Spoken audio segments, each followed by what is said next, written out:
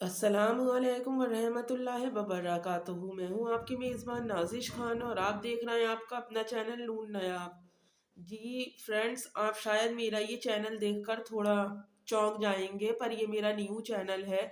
जैसे कि मैंने अपने एक ब्लॉग वीडियो में आप सबको बताया भी था कि जब से मेरा चैनल हैक हुआ है उसमें आए दिन इश्यूज आ रहे हैं, और मेरा नून नयाब रिएक्शन जो मेरी इंस्टाग्राम आईडी है उसमें भी आप सब देखिए, लोग मुझे फॉलो करते हैं मगर मेरे फॉलोवर्स जो हैं वो भी ड्रॉप हो रहे हैं। मैंने सोचा कि क्यों ना मैं अपना एक नया चैनल बनाऊं, और आप सब ने जिस तरह से मुझे उस चैनल पर प्यार दिया है, प्लीज़ मैं उम्मीद करती हूँ कि आप सब मुझे इस चैनल पर भी प्यार देंगे। और मैं आपके सपोर्ट के बगैर कुछ भी नहीं हूँ। आज मैं ज़ीरो से अपनी स्टार्टिंग कर रही हूँ। अगर मेरा एक एक सब्सक्राइबर बढ़ता है और मैं बहुत ऊपर तक जाती हूँ तो इन सब में आप जैसे फ्रेंडों का और आप जैसे दोस्तों का ही मेरे लिए साथ होगा। और आप लोग चाहेंगे तो मुझे, जो मैंने ज़ीरो से स्टार्टिंग की है, आप मुझे ज़ीरो से हीरो एक पल में बना देंगे। अब देखिए, मैं अपनी वीडियो का, जैसे कि आप सबको पता है कि मैं रिएक्शन देती हूँ, किन किन पर मैं रिएक्शन देती हूँ ये भी आप सब लोगों से ढका छुपा नहीं है।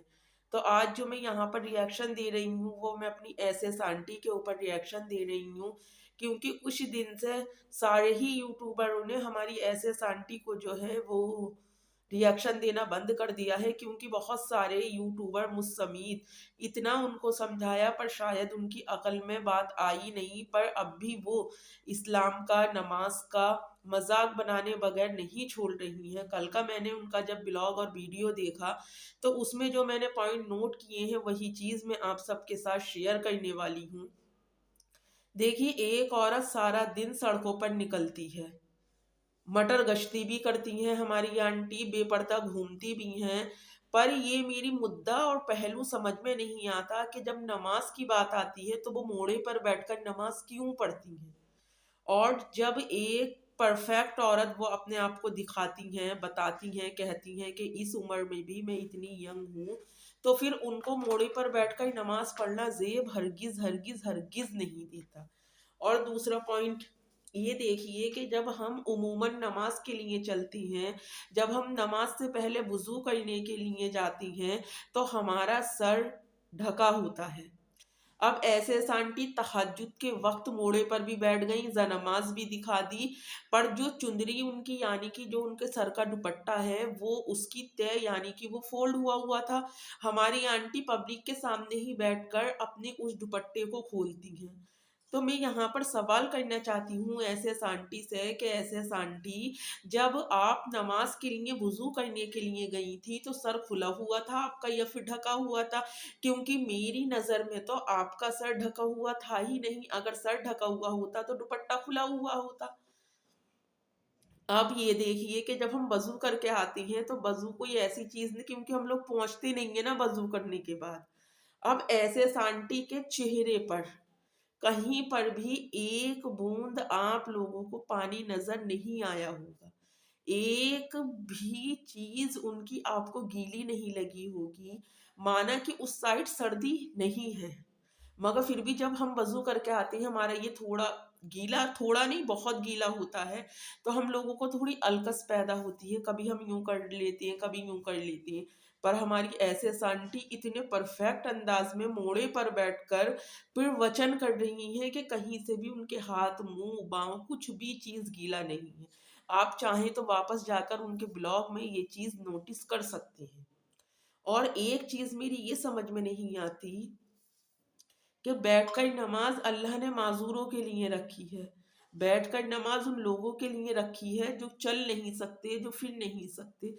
पर ऐसे आंटी सारा दिन बेपर्दा मटर गश्ती करती हैं, पर जब नमाज पढ़ने की बात आती है तो उस नमाज को फोल्ड करने के बाद हमारी ऐसे आंटी मोड़े पर बैठ जाती हैं, और नमाज से पहले भी प्रवचन देती हैं और नमाज के बाद भी प्रवचन देती हैं, और ये कहती हैं कि इनका दिल इन सब चीज़ों में लगता है।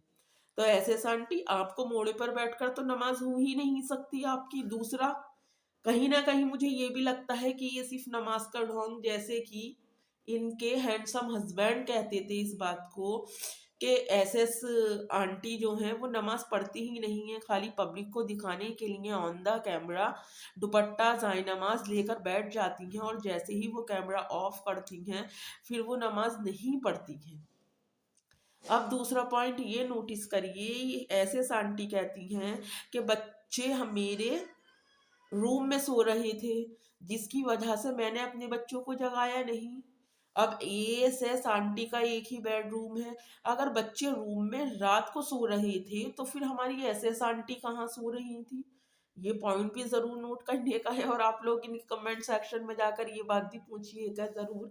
तीसरा पॉइंट हमारी एसएस आंटी का, गोल्ड खरीदने के लिए जाती हैं, तो मुझे ये बताइए कि वहाँ कागज़ में कोई भी, हमारे सुनार की शॉप पर हम जाते हैं, गोल्ड लेते हैं, देखते हैं, तो वो कोई भी कागज़ में तो रैप करके गोल्ड को रखता नहीं है, और ना ही इस तरह से वो स्टिकर लटकता हुआ दिखता है बैंगल्स वगैरह में। आप कोई भी चीज़ लो वो दिखता है, पर वो तनिष्क वालों के यहाँ पर दिखता है, और जो मालाबार गोल्ड और डायमंड जिनके बहुत बड़े बड़े स्टोर होते हैं, जिनके बहुत बड़े बड़े शोरूम होते हैं, वहां जाकर देखने को मिलता है।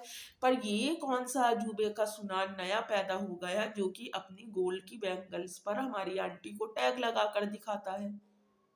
पहले अंकित आंटी का बेटा था, अब प्रमोद आंटी का बेटा हो गया। चलिए वो तो रहने दीजिए, हमारी आंटी नहीं समझेंगी इन बातों को, खैर छोड़िए, रहने दीजिए। अगर आंटी समझती तो आज आंटी अपनी जिंदगी का ये निजाम थोड़ी नहीं करे बैठी होती। और जब आंटी नमाज पढ़ रही है, अल्लाह के करीब जा रही है बकौल हमारी आंटी जी के कहने से, तो फिर अपने जवान बेटे को अपना आगे का सीना उसकी कमर से क्यों लगाती हैं, जबकि शरीयत मना फरमाती है?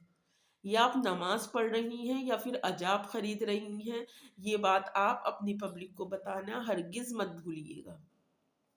और आपने कहा कि लोग आपको पोक करते हैं, आंटी अपना दौर भूल गई हैं आपके, किस तरह आप छोटे से छोटे यूट्यूबरों को भी पोक करती थी, उनके बारे में इतने गलत सलत अल्फाज बयान करती थी कि सुनने वाला दंग रह जाया करता था। वो दौर, वो अपना टाइम क्या आप भूल गई? याद है? और जिस पब्लिक को आप अपनी फैमिली कहती हो, वही पब्लिक आपसे सवाल कर रही है कि आपके सो कॉल्ड हैंडसम हस्बैंड कहाँ पर हैं। तो आंटी प्लीज पब्लिक को ये बात भी बताना हरगिज ना भूलें कि आजकल आपके सो कॉल्ड हैंडसम हस्बैंड कौन सी वादियों की सैर कर रहे हैं, कहाँ पर हैं और कहाँ पर नहीं है। अगर मेरी कोई बात आंटी जी बुरी लगी हो तो अल्लाह के घर तक माफ़ी दे देना, क्यों, ये पब्लिक है, सब जानती है। और आज मेरा ये न्यू चैनल है तो मैं इस पर ब्लॉग भी अपना छोटा सा ही वीडियो अपलोड करूँगी, और मैं फिर आपसे उम्मीद करती हूँ कि जिस तरह आपने मुझे मेरे उस चैनल पर प्यार दिया था, आप इस चैनल पर भी मुझे इसी तरह से प्यार देंगे। इंशाअल्लाह नेक्स्ट वीडियो में आप सबसे मेरी फिर मुलाकात होगी। तब तक अपना और अपनों का ढेर सारा ख्याल रखें, और मुझे भी अपनी दुआओं में याद रखें। अल्लाह हाफिज़।